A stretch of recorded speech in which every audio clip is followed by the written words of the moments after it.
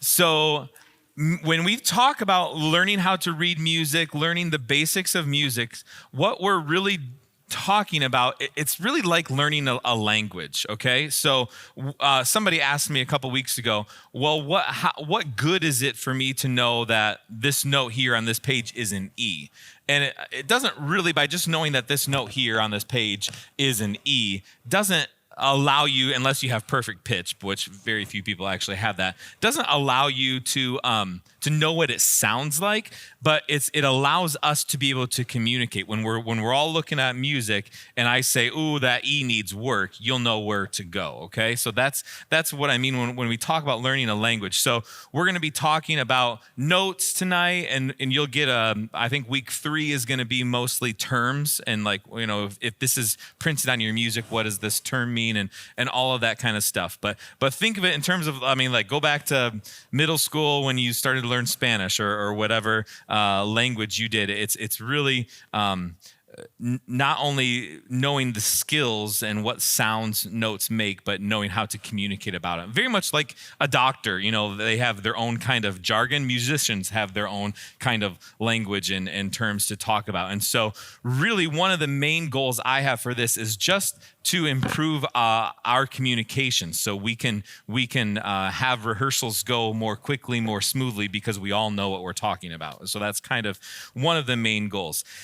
A couple of you said, treat me like I'm 5 or whatever. And that's really my goal with this. I talked to you on Sunday too. Like, I've been in seminars that have been so frustrating. Like several years ago now, I went to a seminar on the running a soundboard for beginners or whatever. And I was like, oh, this is going to really let me know a lot of this stuff and they started at like way beyond where I was. And so my goal for this class is for us to actually start as if we all know nothing and work our way there. We only have 5 weeks to do this, so we're going to try to cram as much as we can in these 5 weeks. But I also want to make sure that we work at a pace that's appropriate for everybody. So I don't want us to go too slowly that we don't get through as much as we could.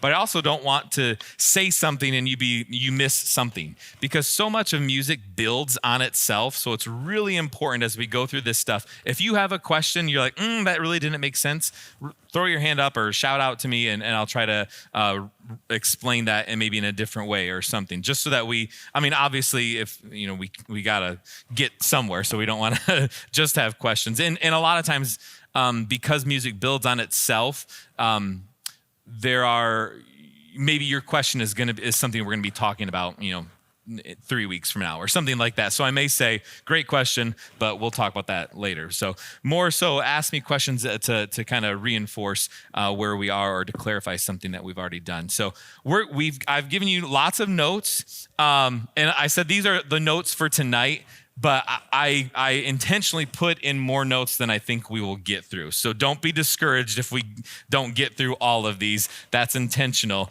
because I don't know how quickly we're going to be able to get through this. And I would rather us get through less, but get through it well, than cram a bunch of stuff out there that nobody really knows.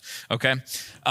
So I'll give you more sheets every week. I really encourage you to take these notebooks home, and I would say at least 2 times before we meet next week, to just kind of thumb through and refresh your memory, because I'm going to be throwing a lot of things at you, and things that, like, students that take piano lessons or something may get over the course of a semester, we're going to try to cram into 5 weeks or something. And so it's really important that you have that repetition at home, so that we'll do a little bit of review at the beginning of every session or every class, but hopefully you will retain what we've learned the previous week. So, and then also I'm wearing this not because we're gonna break out in jazzercise or something, but we're recording this class so that we can have it online for people that miss, or even for you if you want to go back and listen to something to get clarification on. So, does that sound good?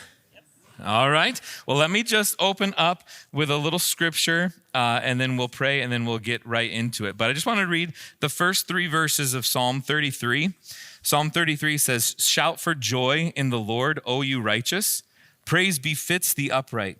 Give thanks to the Lord with the lyre. Make melody to him with the harp of 10 strings. Sing to him a new song. Play skillfully on the strings with loud shouts. When we think about music, it's the most important thing about music, especially in the context of worship, is what's going on in our hearts, right? But this class is specifically meant for us to kind of zero in on that play skillfully part, so that we actually can improve that part of it.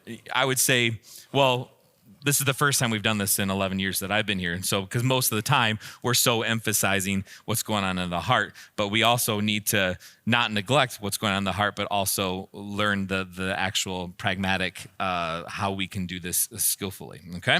So that's our goal. So let me pray and then we'll get right into the notes. God, you're good, and you have given us such a wonderful gift in music, Lord. And I thank you for each person here tonight that is eager to learn more about how to read music and how to be conversant with music and musical things. So help us tonight. Guide us, we pray, in the name of Jesus. Amen.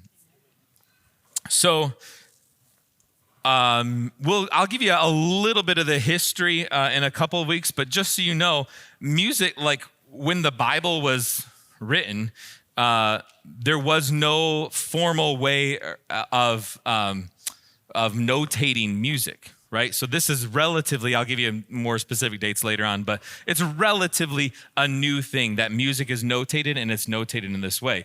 Back in scripture, when there was music, it was passed down oral tradition. Just people would sing it, and then your kids would learn it, and they would pass it on to their kids. So now we actually have stuff that is written down in a way to express that. So let's start right in on lesson 1. And lesson 1 is called the staff. Let me just erase this stuff here a minute. So all music that's notated is written on a staff. Staff is just a group of 5 lines, and that's really the kind of the canvas for all music to be on. So 1, 2, 3, 4, 5. Okay, that's your staff. So you've got 1, 2, 3, 4, 5 lines. You've got 1, 2, 3, 4 spaces. Okay, there's some of this stuff I'll say do it, and then some of this stuff on the sheet you can take home and do. So like on your sheet there, it has you connecting those lines to make your own staff. So feel free to do that even as we talk now. And then the second thing on there says number the lines from low to high. So how I've numbered it here, how it's numbered on the top of your paper there, 1 is the lowest, okay? And obviously, just as you're visually seeing it, this is lower than this. So 1 is the lowest, 5 here is the highest. And so it has you kind of just practice doing that on number 2 and 3 for the lines and for the spaces. And then number 4, it says draw a note on each line of the staff. We are going to get into notes next week, what the different notes are. But for now, just draw a circle. That will be what we use for a note. Okay, just a circle. So, and this is really key to know this.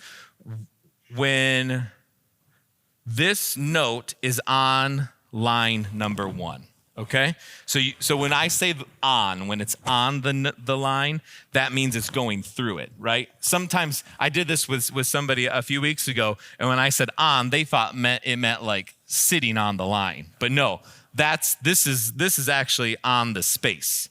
So think of it as if your 5 lines are laying down here, and you're setting like a coin on it, right? So when it's on it, it's sitting on it or it's going through it. Does that make sense? Okay, because that's really key to understanding when we get into knowing what these are. So it just has you there, draw for 4 and 5, draw a note on each line. So you would just do a little circle on the lines. And then the space is here. You could even just go straight up or whatever. Okay, so does that make sense? So the ones going this way are on the line. These are on the space. Okay? And what are the 5 lines called? Staff. Yep, good. Okay. See, already done with the first page. Easy, right? Easy, easy, easy.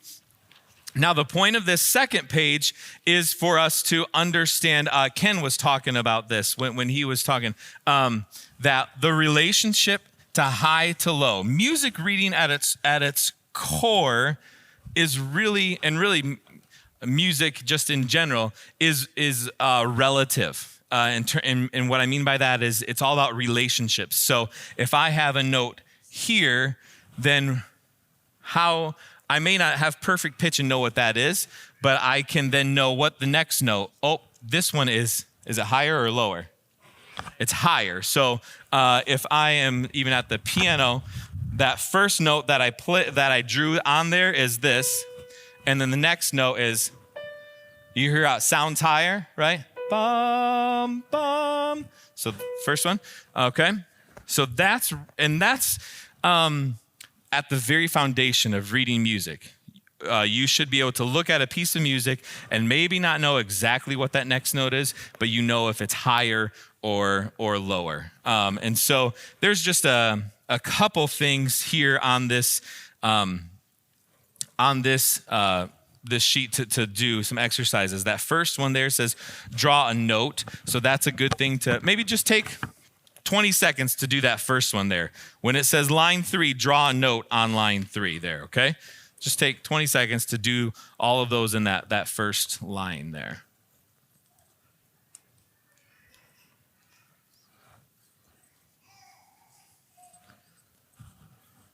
Well, and I even started it. I didn't even know I was starting it, but so line 3 is here, line 4 is there, space 1 there, line 5, line 2, space 3, and line 1. So this is what your answer key should look like. Can you guys all see that? Okay. I don't feel like you can, but you're telling me you can, so I'm going to believe you. So then the next thing just says very plainly, draw an arrow up or down. As so that first one they give you on number 2, right? The notes are going down, so draw an arrow down there. They've given you that one. Next ones go up or down? Up. Then the next one, down. Fourth one is down. Fifth one is up. Last one is down, right? Everybody good so far in terms of high, low? Now, this is something we'll get into more later, but the distance between the notes, that's called an interval. The distance between 2 notes is called an interval. And so obviously if there's more space, then the difference between the notes you're going to hear as being greater, right? And if it's just a little bit, so like that first one there that's listed under number 2, that first note is here. And then you go way down to here, right? But if you look at the last one on number 2, those notes are closer together, right? So the distance going down is not that much further. So you start here and you just go down to, right? As opposed to, that's lower, So does that make sense? Okay.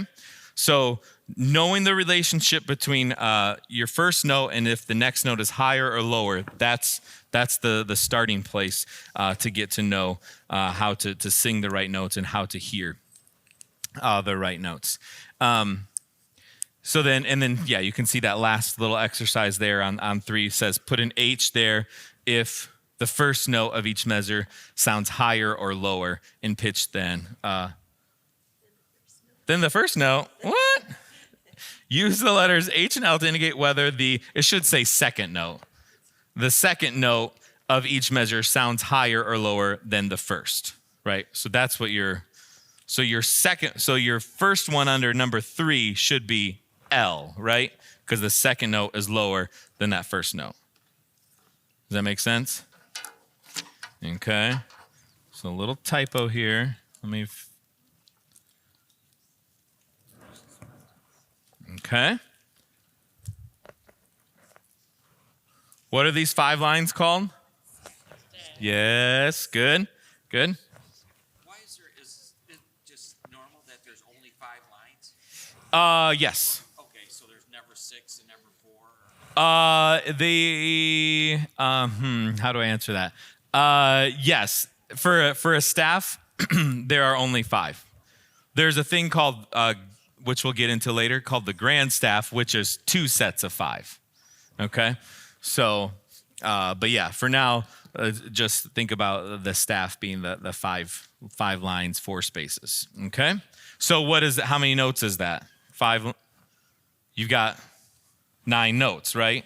I mean, 9 different letter notes. So, yeah, for 5 lines, 4 spaces, 9 individual notes there. Okay, so good on that. All right. Any other questions? You guys are doing good. All right, here we go. This is where we start having fun.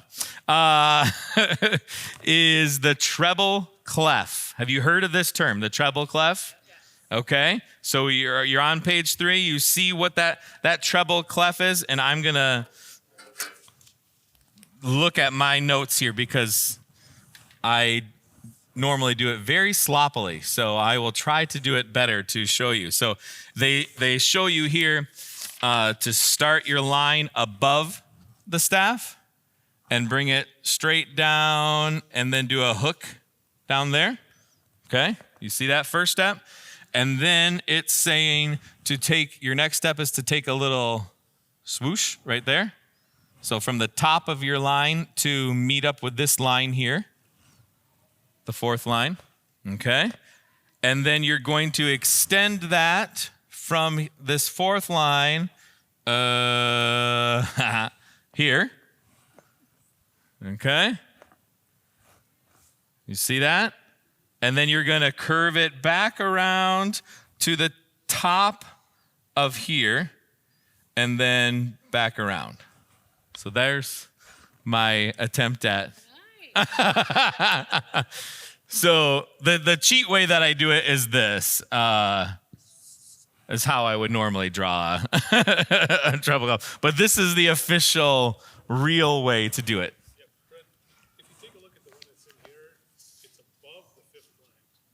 It's above. Oh, yeah. Like here, you mean? Yeah. Yes. Yep. No, the whole thing. Top loop. So I'm just wondering if that matters. The whole loop. Yeah, the crossing of the 2 lines happens on the 5th line. On the 5th line?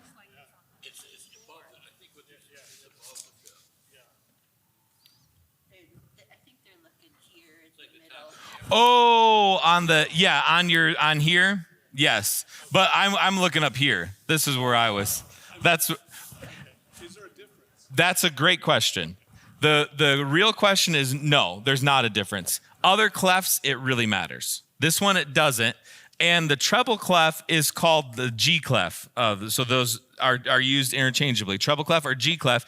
And the name G clef comes because the curve here happens over the G line, which we'll talk about in a minute.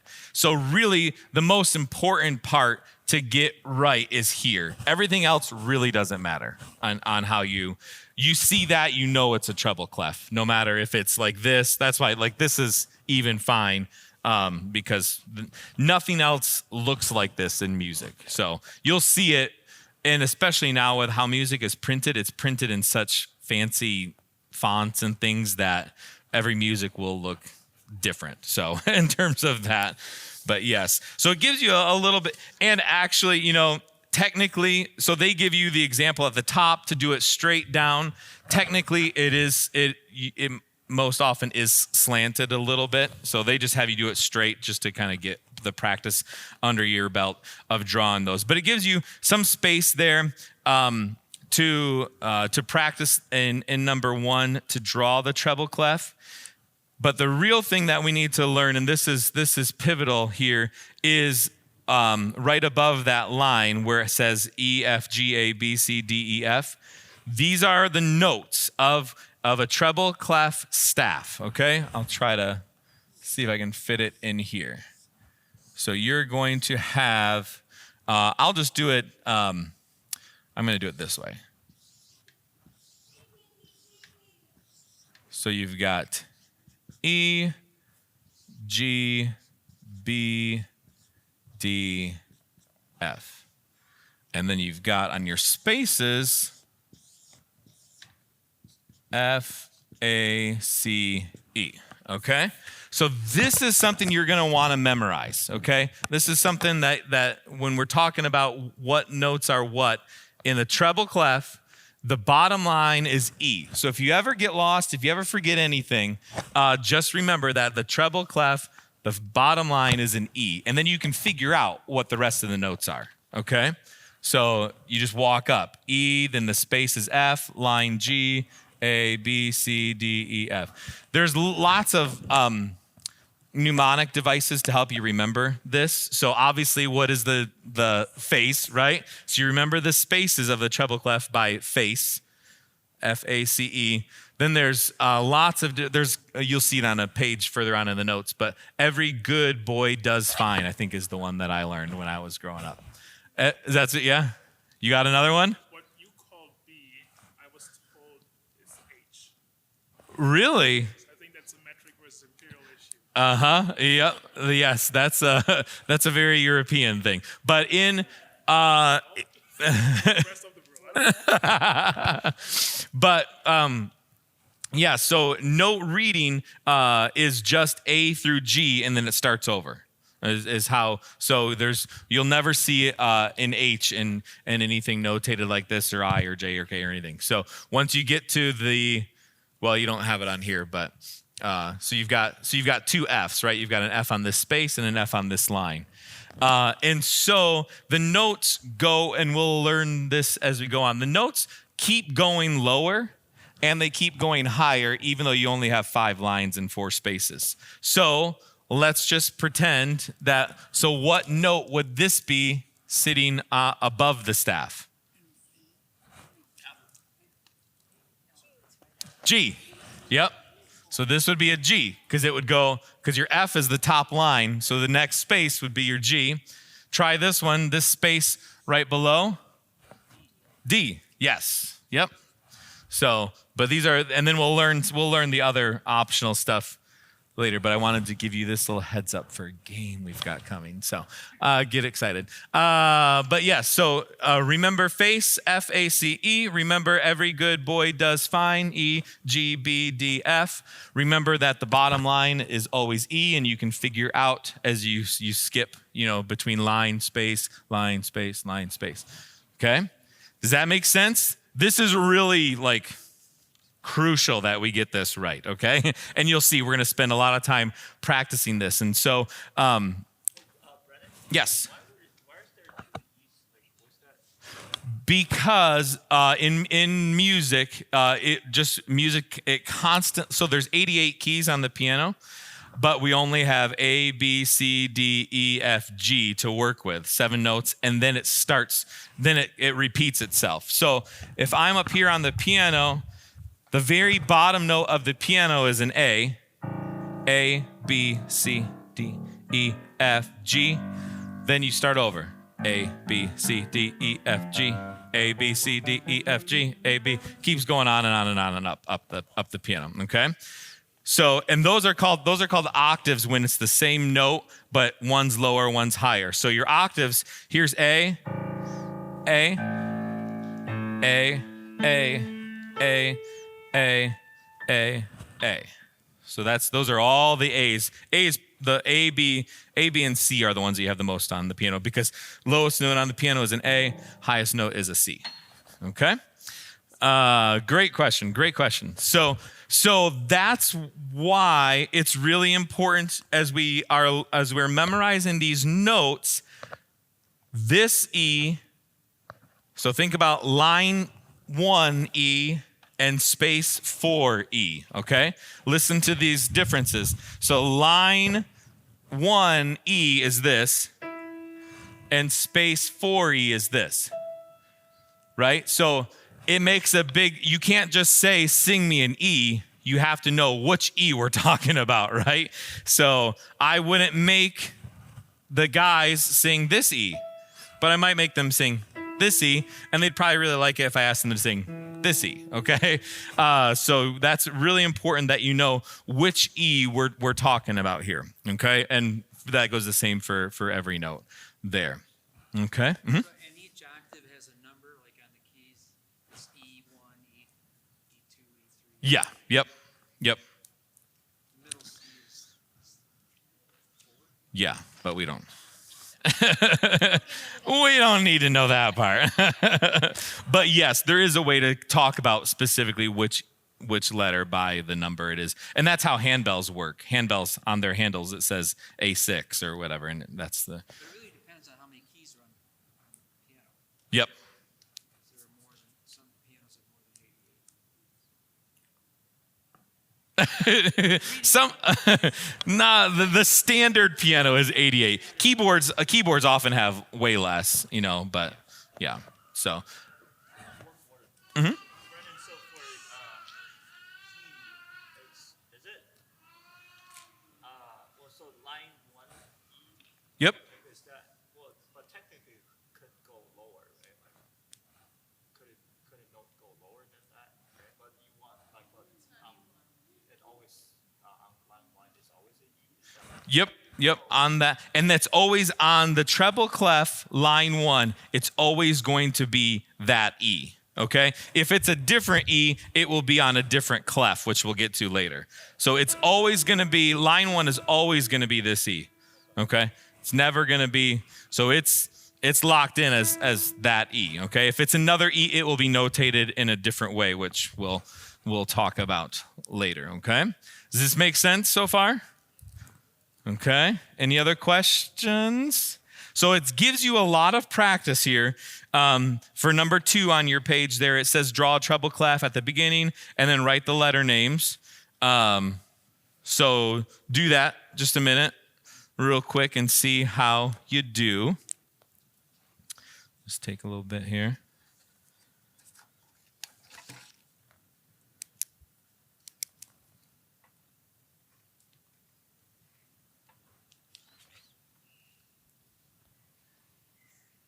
And try not to cheat and look at the top. I know some of you very well.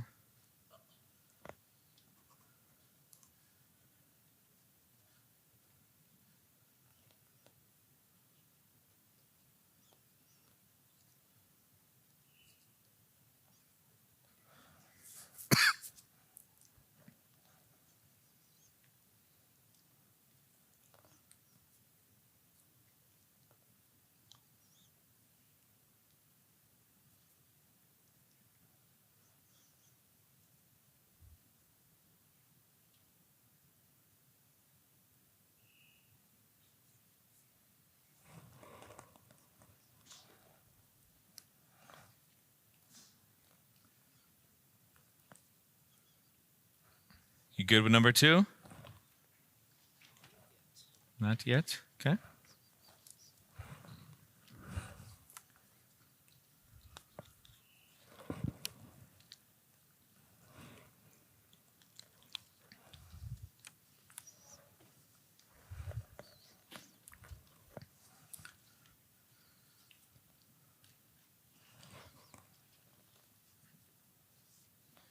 All right. So for number 2, I'll just read them off. You should have G, B, F, A, C, E, E, F, D, G. Yes? Yes. All right, good. And then number 3 we won't do now, but you can do that as for practice this week. That's just asking you to draw the treble clef sign again, and then draw a note on for those. And it says, if it's an E or an F that could be on multiples, just pick one to put it on, okay? All right. So now here's a fun little activity on your next page. Spell the word, okay? It's going to give you, each of these are going to spell a word in English if you correctly identify it. So like your first one, what's that word? Egg, right? E-G-G. Does that make sense? All right. Just go down that first column and do those a minute. And then you can do the rest for this week for some practice. But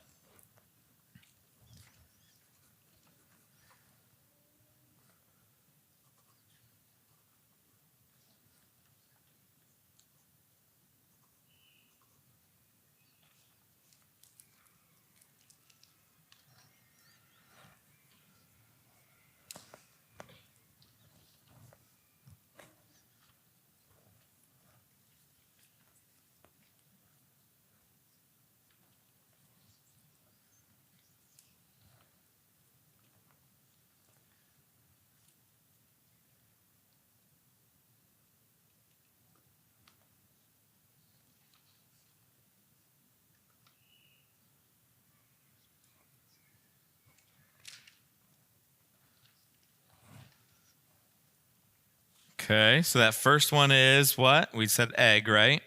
Second one down is dad. Third one? Going down. No, going down. We were. Yeah, yep. So yeah. Sorry. So egg, dad. Third one is age. Yep. And then we've got bad. Yep. And then bed. Yep. Okay. Does that make sense? Okay. All right, so you can do the rest of that page for practice this next week. And try really hard to, if you have to go back and look on the previous page where this is all listed, you can, but try to do it as much as possible without looking, even if it takes longer. Because the more repetition you can give yourself with this, the better it will be, and the more easy you'll remember. All right, flip your page. It's getting harder, longer words. Try to do that first column again. A minute here.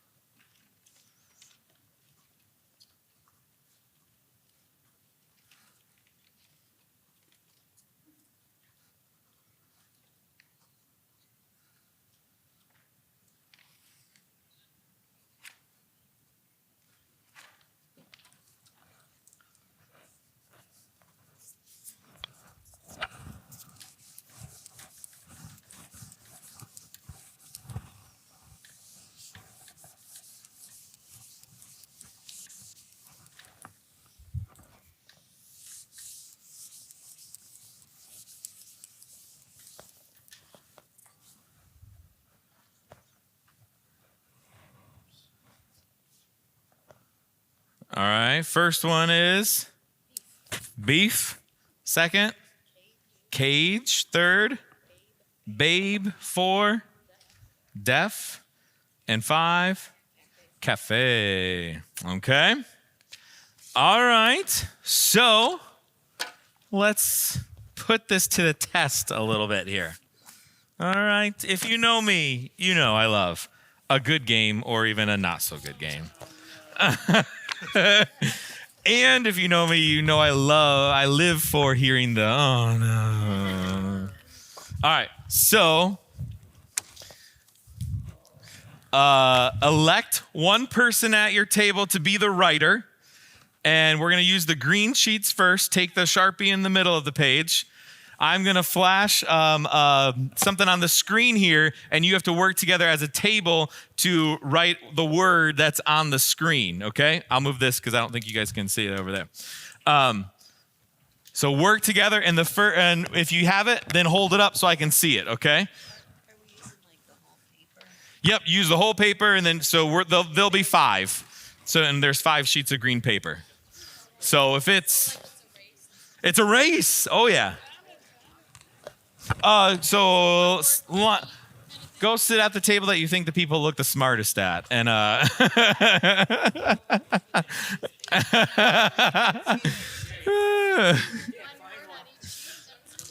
yeah. So just one person's gonna be your writer, And then we hold it up. and you hold it up. 1 word per second. 1 word per sheet. Yep. Gotta spell it out. Green. We're gonna use all the green paper now, and we'll save the blue for something later. Okay. So everybody, get your writer has the green paper and the Sharpie in hand, and I'm gonna click on here, and the first team to get it gets a point. You ready? On your mark, get set. Oh, that's the title.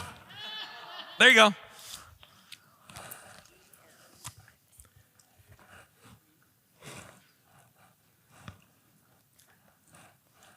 Got one.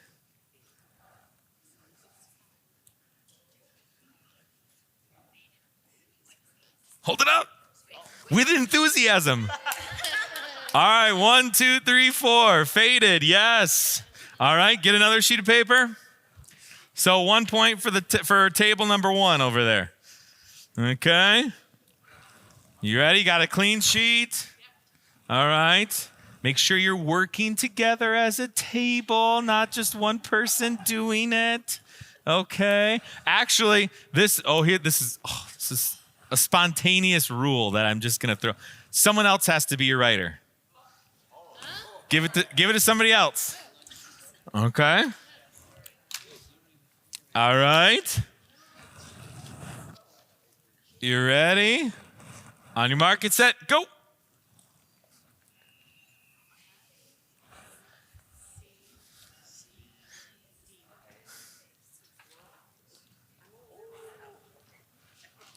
Yes. All right. Nicely done. Point over there as well. You could write it a little bit bigger so I could see it. It's fine. It's fine. I'm young and spry. Give the paper to somebody else. Okay. New person has the paper. On your mark. All right. You guys got to catch up. We got 2 points over here. Big prizes. Big prizes. All right. Here we go.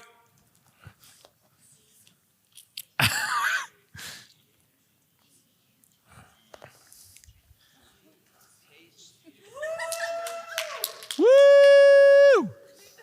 All right, we there, we got it, and all right, we got it. All right, it's 2, 1, 0, 0.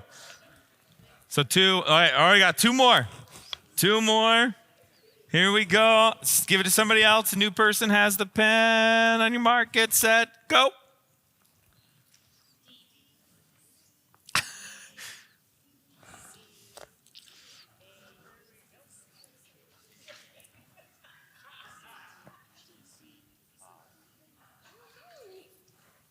Missing a letter in there.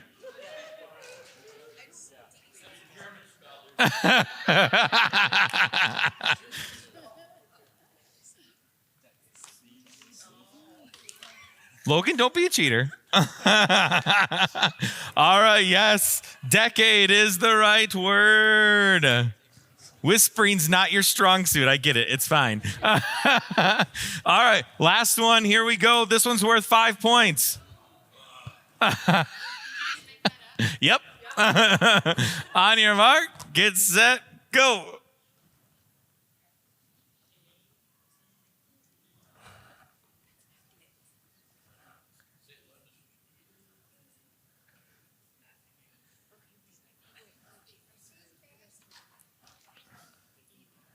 Yeah. I can't see yours. Yes. I had to ask my wife what that word was, but it's fine. She grew up on a farm. All right. Okay. All right. Good job. All right. So table 1 won that round. We got another one coming up. So no prizes awarded yet. Turn your page. This is something that you could do this week also to practice. this is kind of the opposite of what we've been doing. This is to put the notes on the staff in the right spot. So your first one there is aged. So 1, 2, 3, 4, 5. Blue, the cheater way there. Aged. So you could do A, G, E, D is how you could do that, right? Nope. E and D are fine either way. Very ambiguous though. What's that? That you could draw another E, for example, another D. Yep, absolutely. Now, if we're getting really technical, if you're doing it in a space, it really notes should hit the top and the bottom of the line. Okay, so we'll talk more about that next week when we get into what the notes and the values are, but just for our sake, for now. Okay. Any questions at all about our friend the treble clef? Okay. Flip the page and let's look at this briefly here. I gave you just the verse of the hymn, I Need Thee Every Hour, with the words so that you could fill in maybe just either above or below the words what letter each of those notes are. So we haven't talked about the duration. So you see some notes have lines on them, some notes have dots. Don't worry about that. If it has a round part to the note, that's called the note head, then fill in what letters each of those notes are. Okay, take a minute and just do that because I want you to be able to hear what this sounds like.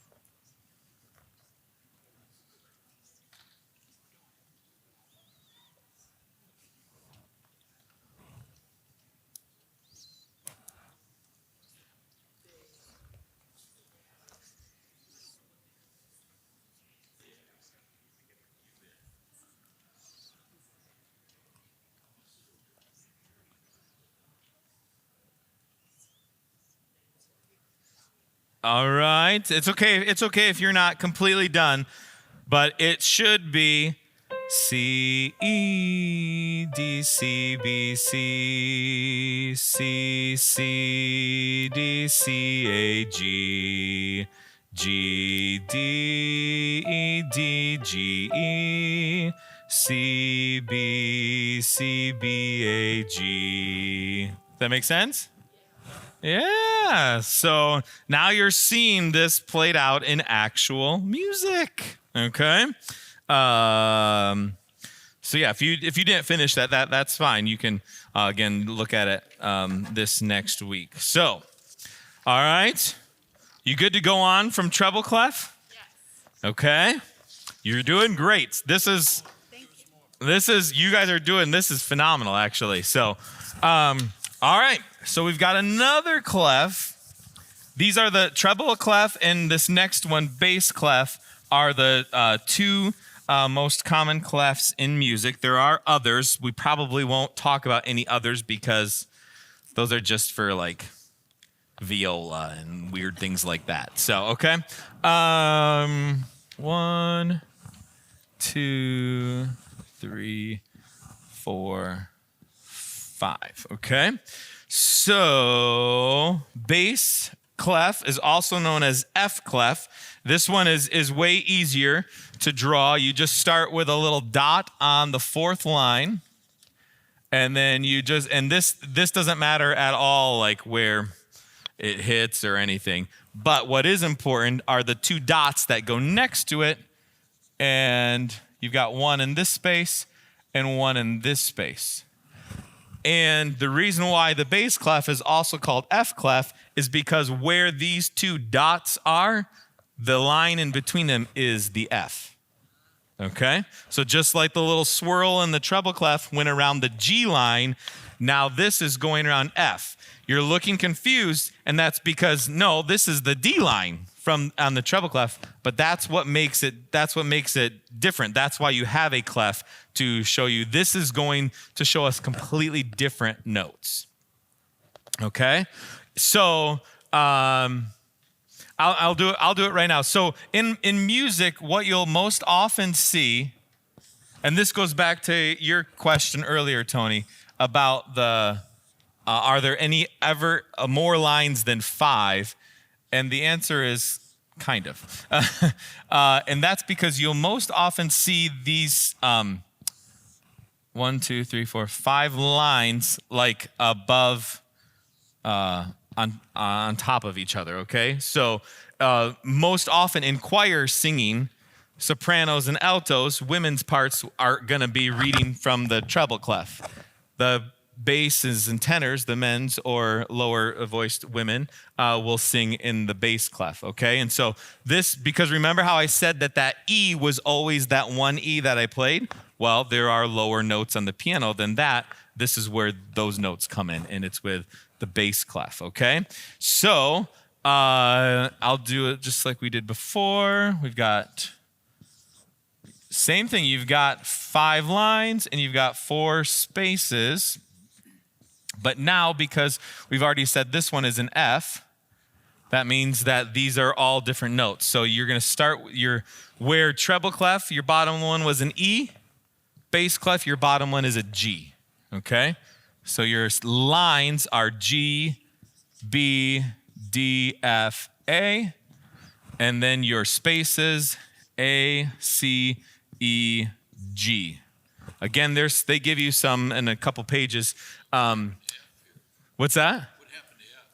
Because the one on the other side, it just moved around a little. Say what? Well, no, because on the other clef, Uh-huh. it was F-A-C-E. Right. And then it's A-C-E, but it isn't just shifting, it's actually moving to a different place. Yep. Everything is, these are, because they're completely different notes. So your treble clef notes, when I said that E in treble clef, this is your E, and then the E, F, G, A, B, C, D, E, F. That's the treble clef notes. But now the bass clef, you're starting down here. G, A, B, C, D, E, F, G, A, B. Or I guess A is where it ends, but okay. Is that? Well, the reason is, I'll give you the spoiler alert, okay? So the reason why this is because someone's referenced middle C. Middle C is a note here right in the middle, okay? And then you have we've already said D is below this line. Well, then if A is this line, then the one above it on this space is B. And so what it's doing is bridging the gap between the two. So it can't be the same because this has to be a B here. Otherwise, you wouldn't know if there was more notes going on here in the middle, there would be no way of showing what's going on there. Yep. Exactly. Yep. So you got your C here, then the D, and then you start your notes that we did for treble clef, and then just working your way back down from B, that's going to bring you all the way down to G here. Okay? Does that make sense?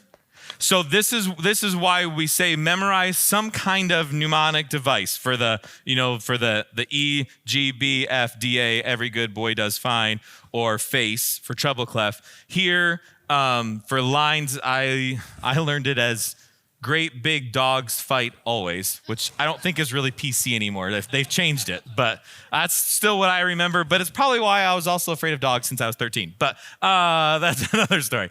And then I do all cars eat gas or all cows eat grass for the spaces. That's just a way to help remember what these are. But again, if you just know that G is the bottom line, you'll be able to figure out from counting up and down the lines in the spaces, okay? This is the extent of our cleffing, okay? There are no more. So these are the four that you have to really memorize. Lines for bass clef, spaces for bass clef, lines for treble clef, spaces for treble clef. I just want to make sure that, so bass clef and then treble clef, there's three notes in between them. Yep. And that's the B, C, the D. Yep. Absolutely. Yep. He said he was just confirming that the notes in between the two clefs were B, C, and D, that there are only three notes. Yep. And that's correct. Yep. Okay. So it gives you the same thing as before to practice the treble clef. Theirs is a little fancy. They do a little extra swirl, but I just do the circle in the dot there and then go from there. That's fine. And then again, the key is getting these two dots because it's also called F clef, the two dots on either side of the F line. Those dots do they ever change? I mean, why is that so important? For the bass clef, it does not change. It can be used for other clefs.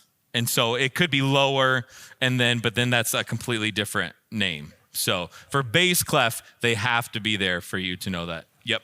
Yep. Now, when we sing sometimes, most of the time I'm singing off the bottom, the tenors and the basses. Yep. But sometimes we sing on the top. How do I know? I mean, I figured it out when we're doing it, but just from looking at it, how would we know that we're supposed to sing at the top? Would it be because there's this different, the bass clef on it instead? I'm not sure I'm following the question. Okay. Say that the men are leading a song. Uh-huh. Men's male voices. Yep. And sometimes there's no bottom clef. Yep. It's like when they're juxtaposed to You mean you just see a treble clef? Yeah. Uh-huh. But how do I know I'm supposed to sing up there? If- Other than that, I know the song. Well, most of the time you're probably not. Most of the time it's probably meaning that it's just for women to sing it. There may be sometimes they'll say all voices in unison, like they'll just write those words in to tell you that. And that just means They're not going to try and sneak one up on nope. Occasionally, if they want to get really lazy, there is a way to they'll do a little 8 down here, and that means to sing it down an octave, but don't worry about that. But yeah, most of the time they'll just say sing with or all voices unison or something like that. But The part itself actually goes up to the treble clef. There's an arrow that points from in their part from one note to the next. oh, right. Yep. Yes. Yeah, sometimes there'll be an arrow that says go up to that one too. So, but I know sometimes, not this last time, because I didn't sing them, but the time before, we had one where the guy sang at the upper one. There was no bottom. yeah. There was no bass clef. It was just the clef on the top. I don't know. Yeah, I'll have to go back and look at that. I'll go back and look and see and try to show you exactly what that was next week. Yeah. Yep. But that's a good question. And all publishers do it differently because they really want to save money and save on how many pieces of paper they have to print. So that could be part of it too. But on this page just gives you some practice to do there. And then the same thing as before, draw a bass clef on number 2, write in the letters of these notes there. And then on the bottom, it should say draw a bass clef on number 3, right? It says draw a treble clef. It should say bass. That's weird. Yeah, three should say draw a bass clef, not treble clef. And then draw the notes that are indicated there. Okay? So we'll skip that for now. You can do that at home this week as you're looking through it. But let's go back and do this, or this next page, spell the word, do that first column again, and see if you can figure out these words here. Just that first column going down.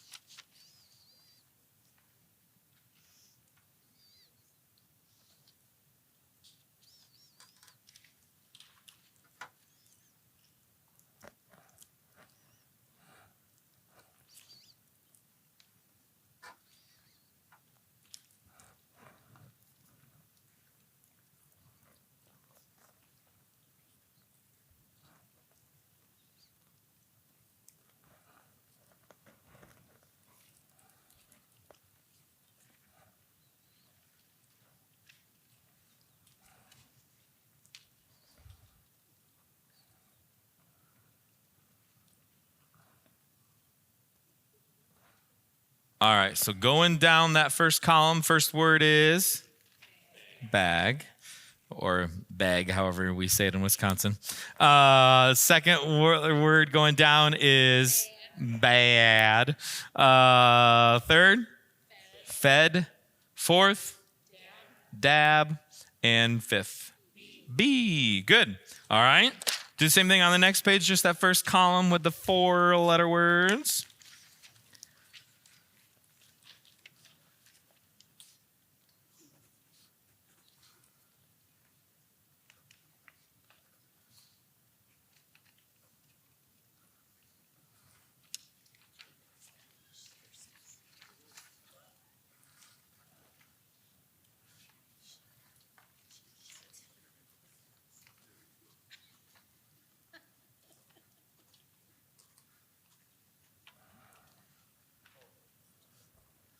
Wait, you got a trick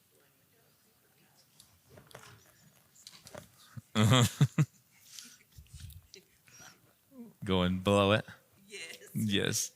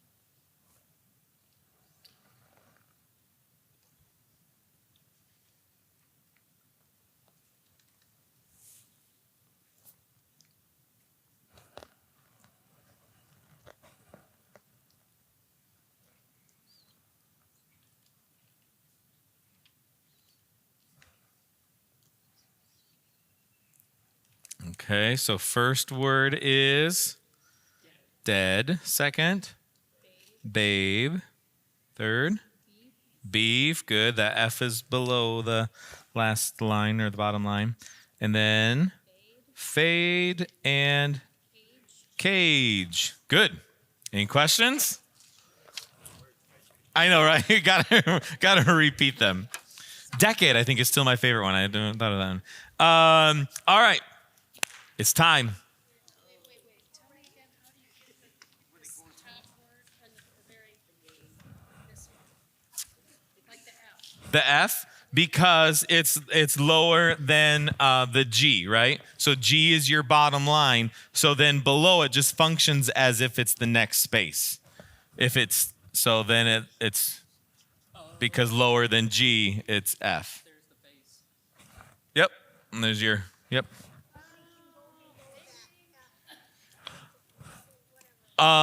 Only, that's a great question. Did you hear the question? She asked, how many can go below the F?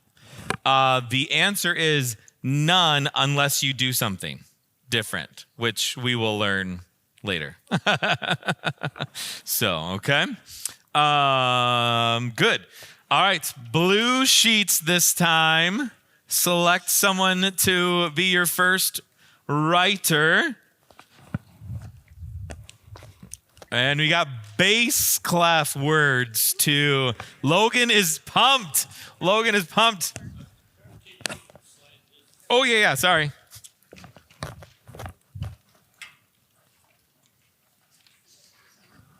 I've been up and down these steps. I kind of am jazzercising with this. Okay. Is that still a thing, jazzercise? I don't even know. All right. Everybody ready? Here's your first one. Yours in blue sheets now. Big letters that I can read from here because I'm old. Go. There you go.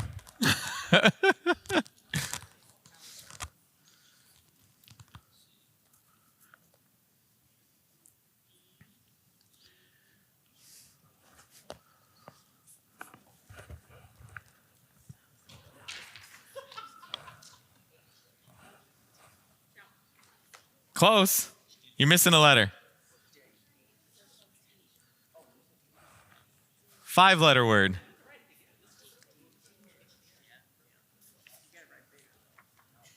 Yes, we got a point here. Yes. Edged is the word. Right? E-D-G-E-D. Right? All right, now we're thinking bass clef. Okay. All right, so 1 point here. Next one, new person writing. Here you go.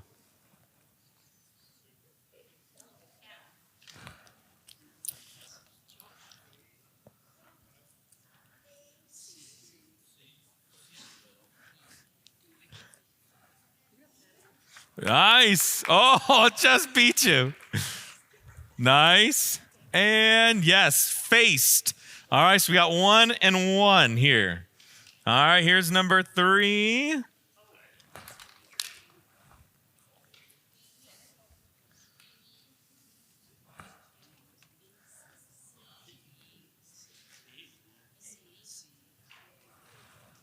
Ooh.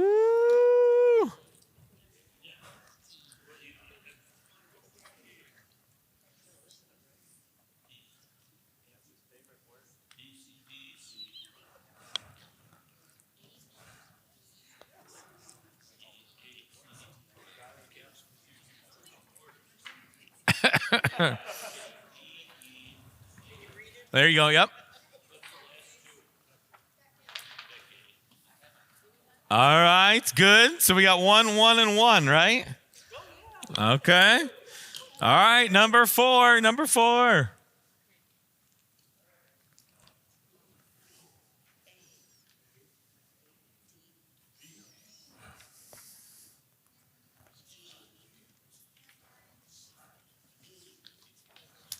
Oh, we got 2. Would you guys fall asleep? Badge, right? B-A-D-G-E. All right, so it's what? 2, 1, and 1? All right, last one's worth 5 points. This is it, I think, right? 1, 2, 3, yeah. This is it.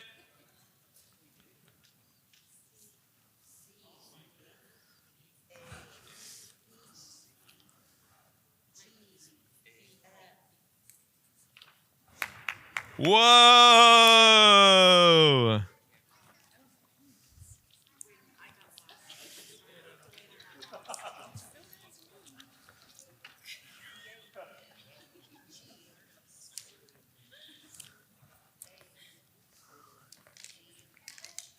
Yep.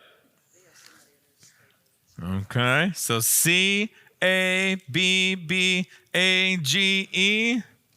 All right. I think that's it, right? Yep. All right. So this team won the second game. This team won the first game. So that means that this team gets to take home all of the candy on this table and this table. And this team gets to take home this candy and this candy. So in the remaining 7 minutes, eat as much as you can.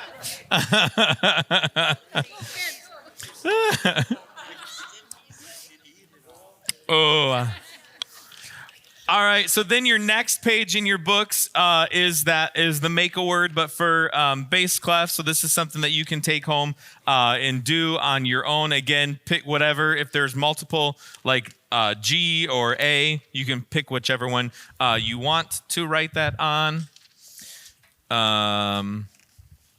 And then the next page, go ahead and do that a minute. This is I Need Thee Every Hour. This is the chorus of the song, of the hymn, but in bass clef, okay?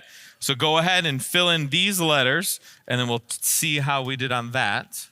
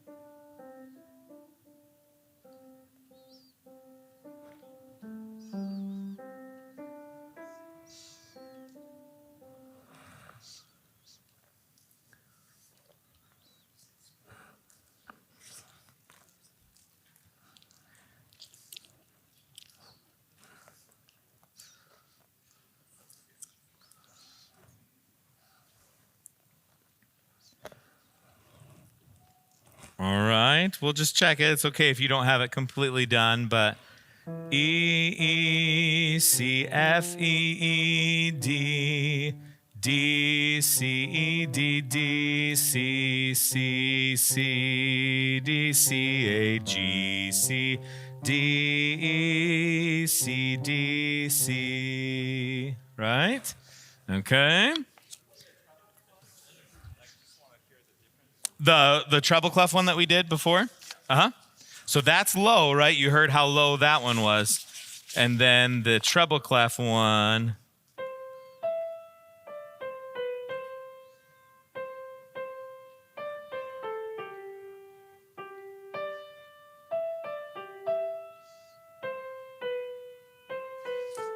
And the bass.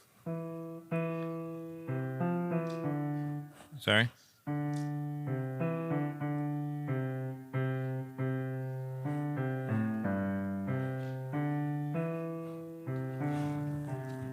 Yeah, yep. So that's why we have to have both of the clefs so that we can have that big of a range of the notes, okay?